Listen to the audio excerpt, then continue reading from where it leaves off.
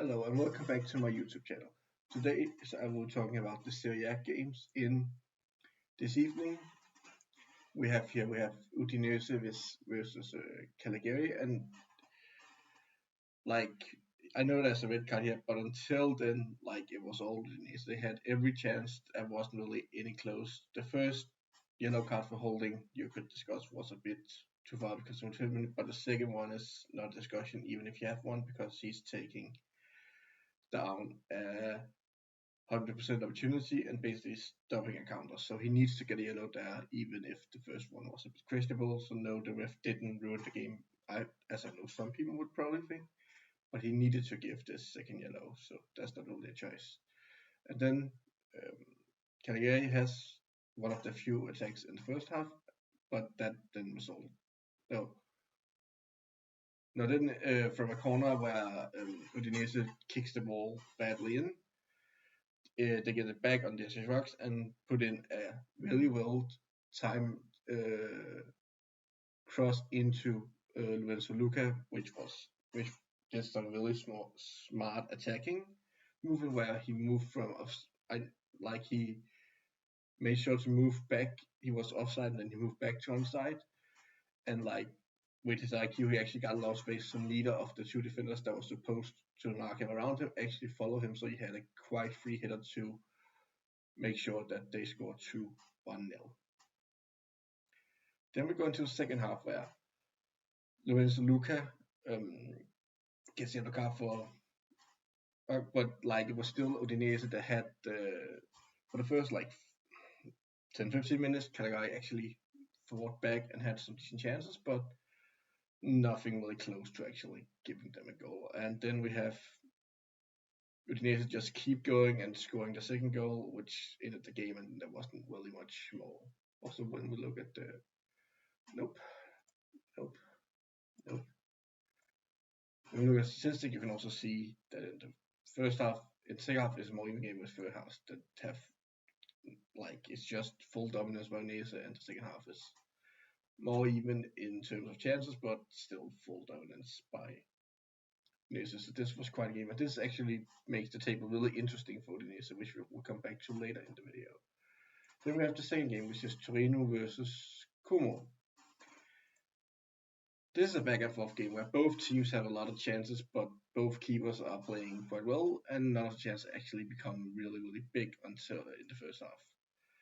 Like you see, Como has some chances, but they're not really that big. But the keeper saved them they need to, and Como dominated the first half quite a lot, not expected from someone that just moved up, just got promoted, which was unexpected, and they should have done way more with the ball. It felt like when watching the game, they felt like that they just didn't take their chances. Feel like typical promoted teams when they're playing. Oh, we actually play the game, we have control, but we just can't actually make it count.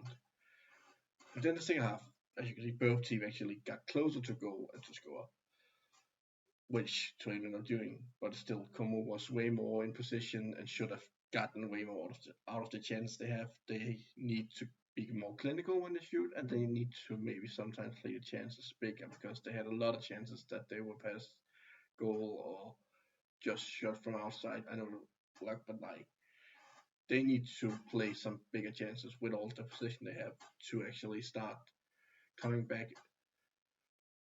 And then let's talk about the goal. It's actually really unlucky for Como that they lose this game 1-0 because the goal is on a mistake from a defender playing it back to the goal where he tries to hit it back but doesn't actually do it enough. So the Torino player can run down and actually get the ball to around the goalkeeper and score the goal. And this was good for Torino because there was a 3-game loss streak, so it was nice for them to actually win the game. But they are not like the Torino, from what I remember. They are playing way worse. They are not hitting this season. They are not actually the team we have seen sometimes. They are beside themselves. They can actually finish their chances. They have a hard time getting some. Last year had a hard time actually dealing with Como's high press, which was quite surprising. So yeah, they won the game, but they could have lost the game. But both teams' goalkeepers kept the game, and Torino's especially Milinkovic-Savic actually ended up saving them. If it wasn't for him, they would have lost this game. From what I remember, he also got man of the match. If you look, he has a 7.9 rating, which is quite good. So yeah, definitely a good game for Milinkovic-Savic, and actually a really good goalkeeper. And Torino should thank him for actually not losing this game. Then let's look at the table.